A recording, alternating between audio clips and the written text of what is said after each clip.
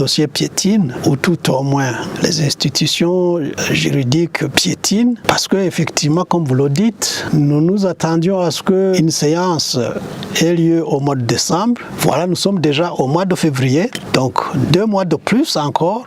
On ne sait pas quand l'appareil judiciaire se ressaisira pour en fait traiter cette question. Parce que quelque part, c'est pavé un boulevard pour le désordre et l'injustice en prétendant distribuer la justice aux justiciables. Comment se fait-il que des gens qui ont un contentieux soient pendant devant la justice autant d'années sans qu'il n'y ait une seule audience où les 2 parties sont confrontées alors que tout le monde se trouve sur place? Est-ce le temps qui manque à l'appareil judiciaire ou c'est la volonté qui leur manque tout simplement? Ça fait même peur que cette institution qui devrait cimenter cette unité-là manque à ses engagements.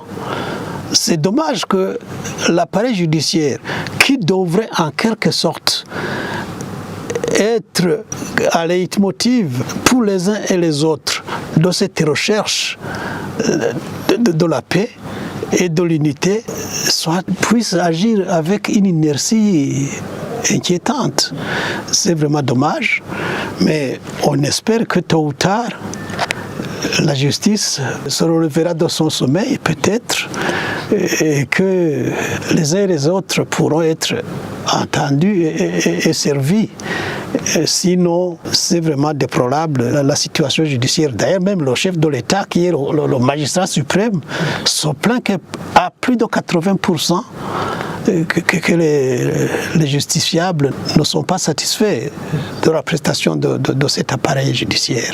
Alors, qu'est-ce qu'ils attendent pour qu'effectivement, ils aient la bonne cote au sein de la population et devant celui qui les nomme? Effectivement, comme vous le dites, j'ai même vu quelqu'un que je ne connaissais même pas, un certain Janvier, qui croit être lié avec ce dossier, alors qu'il n'a jamais fait partie du parti CNL. Et puis, dans ce qu'il prétend, il dit avoir été aux Nations Unies pour demander de l'aide au profit du gouvernement burundais. Ça n'a aucun sens, ça n'a rien à voir avec le CNL.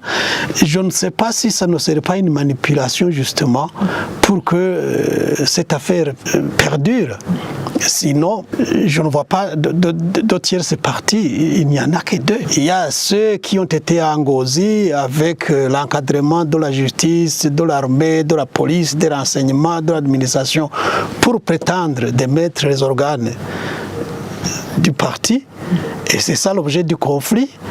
Et ça, je pense que si la justice n'était pas peut-être impliquée dès le départ, peut-être qu'elle agirait beaucoup plus vite. Sinon, il n'y a pas 3 parties dans ce contentieux, il n'y en a que 2.